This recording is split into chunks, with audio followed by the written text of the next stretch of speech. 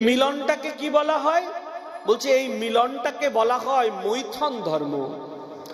মৈথন ধর্মর থেকে প্রজার সৃষ্টি হয়েছে, তাই আমাদের নাম কি হয়েছে? মানব। আমরা সবাই মনুর পুত্র, তাই আমাদের নাম কি হয়েছে? মনুষ্য। শতরূপা আর মনু কি করলেন? তিনজন কন্যার জন্ম দিলেন আর দুজন পুত্রকে জন্ম দিল। তিনজন কন্যাকে আকতি, দেবহূতি আর প্রসূতি, আর দুজন পুত্র প্রিয়ব্রত আর হচ্ছে উত্থানপাদ। ওদিকে ব্রহ্মা কি করলেন? তার শরীরের অঙ্গ থেকে 10 জন পুত্রকে তিনি জন্ম দিলেন। এই 10 জন পুত্রকে, এই 10 জন পুত্র হচ্ছে মরিচ, অত্রি, অঙ্গিরা, পুলস্ত, পুলহ, ক্রুতু, ভিগু, বৈশিষ্ট্য, দক্ষ আর হচ্ছে নারদ। এই 10 জন পুত্রকে যখন জন্ম দিয়েছে ব্রহ্মা, 10 জন পুত্রকে জন্ম দিয়ে ব্রহ্মা তখন কি বলছে? হে পুত্র, যাও তোমরা গিয়ে জীব সৃষ্টি করো, ভগবান লীলা করবে। 10 জন পুত্র তখন ব্রহ্মাকে বলছে, হে পরমপিতা, আপনি আমাদেরকে বলেছেন সৃষ্টি করতে, কিন্তু আপনি জানেন না পিতা, আপনি জানেন না কি হয়েছে পুত্র? এই জগতে প্রকৃতি ছাড়া তো সৃষ্টি সম্ভব নয়। প্রকৃতিই যদি না থাকে তাহলে আমরা সৃষ্টি করব কেমন করে পিতা? আপনি আমাদেরকে বলুন। প্রকৃতি কে জানেন তো? প্রকৃতি হচ্ছে নারী। এই জগতে নারী ছাড়া সৃষ্টি সম্ভব নয়। হে পিতা, আমরা কেমন করে সৃষ্টি করব বলুন? ব্রহ্মা তখন চিন্তা করলেন, পুত্ররা তো সত্য কথাই বলেছে, এই জগতে প্রকৃতি ছাড়া তো সৃষ্টি সম্ভব নয়। তখন ব্রহ্মা কি করলেন? ব্রহ্মা তখন দুটো জোড়া উৎপন্ন, প্রথম জোড়া উৎপন্ন করলো। আমরা সবাই জানি, তাই না? কি জানি? সৃষ্টির প্রথম জীব হচ্ছে শতরূপা আর মনু, তাই তো? এটা কি জানি ব্রহ্মার কোন অংশ থেকে সৃষ্টি হয়েছিল? জানি না। ব্রহ্মা কি করলেন? তার শরীরের 2 অঙ্গ থেকে দুজনকে সৃষ্টি করলেন, জন্ম দিলেন। শরীরের ডান পাশ থেকে এক পুত্রের জন্ম দিল, আর বাঁ পাশ থেকে এক নারীর জন্ম দিল।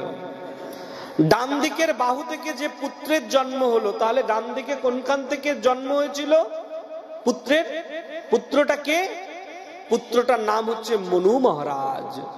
এই মনু মহারাজের জন্ম কেমন করে হয়েছিল? ব্রহ্মার ডান বাহু থেকে। আর বাম বাহু থেকে কার জন্ম হয়েছিল? শতরূপার। এই যে পৃথিবীর মধ্যে প্রথম নারী আর পুরুষের জোড়া উৎপন্ন হলো, যখন নারী আর পুরুষের জন্ম হয়েছে তখন তো তাদের দুজনের মধ্যে মিলন হবে, তাই না? এই মিলনটাকে কি বলা হয়? বলছে এই মিলনটাকে বলা হয় মৈথন ধর্ম। মৈথন ধর্মর থেকে প্রজার সৃষ্টি হয়েছে, তাই আমাদের নাম কি হয়েছে? মানব। আমরা সবাই মনুর পুত্র, তাই আমাদের নাম কি হয়েছে? মনুষ্য। শতরূপা আর মনু কি করলেন? 3 জন কন্যার জন্ম দিলেন আর 2 জন পুত্রকে জন্ম দিল। 3 জন কন্যাকে আকতি, দেবহূতি আর প্রসূতি, আর 2 জন পুত্র প্রিয়ব্রত আর হচ্ছে উত্থানপাদ। ওদিকে মনু মহারাজ পরমপিতা ব্রহ্মার কাছে গিয়ে বলছে, হে পরমপিতা, জানেন তো দেবতা, দানব, রাক্ষস আমরা সবাই এক জায়গাতে রয়েছি। যদি আমরা সবাই এক জায়গাতে থাকি তাহলে তো প্রলয় হয়ে যাবে, যুদ্ধ হয়ে যাবে। তাহলে পুত্র আমাকে কি করতে হবে? হে পরমপিতা, আপনি এক কাজ করুন, মনুষ্যদের থাকবার জন্য একটা আমাদের আলাদা জায়গা করে দিন। পরমপিতা ব্রহ্মা তখন কি বলল? তার পুত্র মনু মহারাজকে বলছে, হে পুত্র, যাও তুমি তোমার পুত্র কন্যাদেরকে নিয়ে তুমি পৃথিবী লোকে গিয়ে বাস করো। মনু মহারাজ চলে আসলেন। মনু মহারাজ এসে পৃথিবীকে খোঁজ করতে লাগলেন, কিন্তু মনু মহারাজ কোথাও পৃথিবীকে পেলেন না। আবার পরম পিতা ব্রহ্মার কাছে গিয়ে বলছে, হে পিতা, আপনি তো বলেছিলেন পৃথিবীতে গিয়ে বাস করতে, কিন্তু এই পৃথিবীকে তো কোথাও আমি পেলাম না, কোথায় এই পৃথিবী? ব্রহ্মা চিন্তায় পড়ে গেল। যখন ব্রহ্মার চিন্তা হচ্ছে, ব্রহ্মার চিন্তা হতে হতে ব্রহ্মা একটা হাঁচি দিল।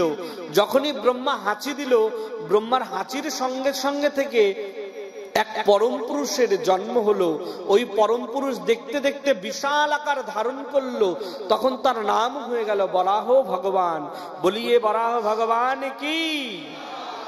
বরাহ ভগবান জন্ম নিল, দেখতে দেখতে বিশাল আকার ধারণ করলো।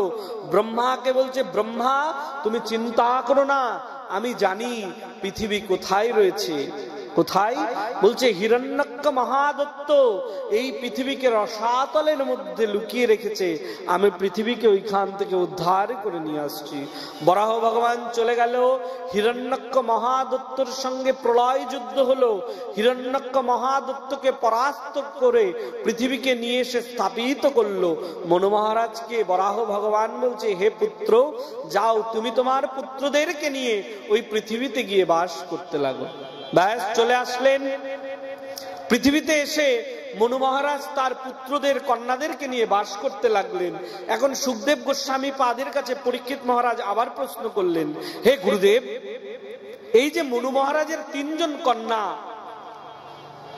এই 3 জন কন্যার কার সঙ্গে বিবাহ হয়েছিল, আপনি আমাদেরকে একটু কৃপা করে বলবেন? ব্যাস বলতে লাগলেন। বলছেন সব থেকে বড় যে কন্যা দেবহূতি, দেবহূতির বিবাহ হয়েছিল ব্রহ্মার পুত্র কর্দম্য প্রজাপতির সঙ্গে। যখন তাদের বিবাহ হয়েছে, তাদের গর্ভ থেকে 9 জন কন্যার জন্ম নিয়েছিল। এই 9 জন কন্যার বিবাহ হয়েছিল কার সঙ্গে জানো? এই 9 জন কন্যার বিবাহ হয়েছিল ব্রহ্মার 9 জন পুত্রের সঙ্গে।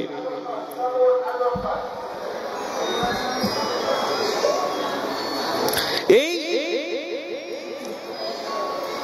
9 জন কন্যার কার সঙ্গে বিবাহ হয়েছিল? ব্রহ্মার 9 জন পুত্রের সঙ্গে। বলছে শুধু তাই নয়, এই যে দেবহূতি আর কর্দম্য প্রজাপতি, তাদের গর্ভে থেকে একটা পুত্র সন্তান হয়েছিল। এই পুত্র সন্তান আর কেউ নয়, এই পুত্র সন্তানের নাম হচ্ছে কশ্যপ ঋষি।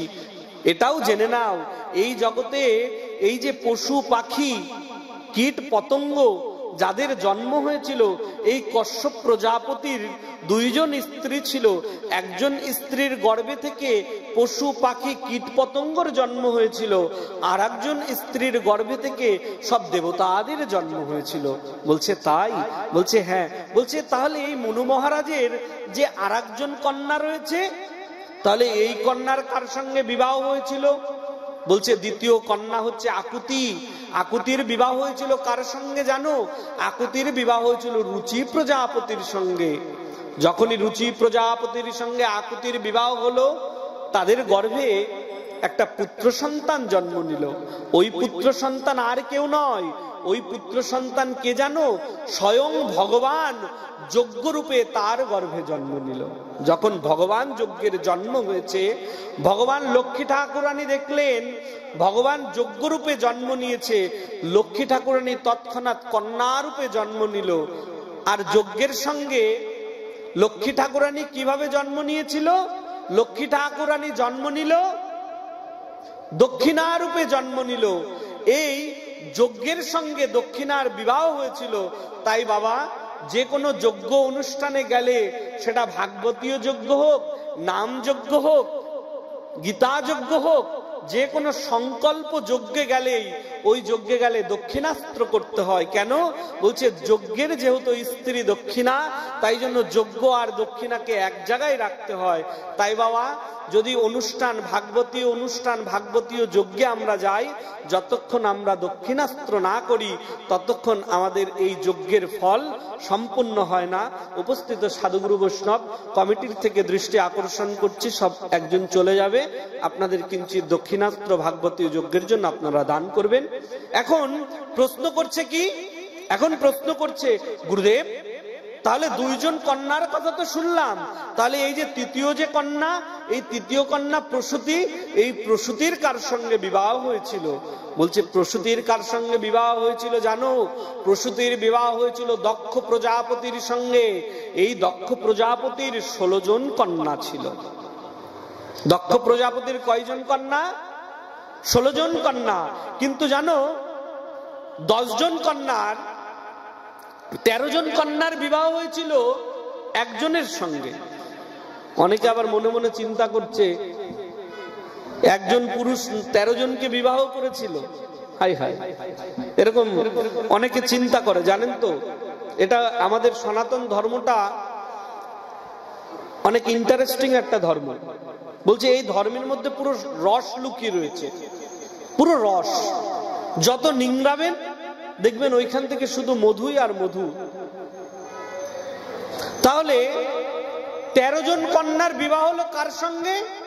একজন পুত্রের সঙ্গে। এই একজন পুত্রের নাম কি?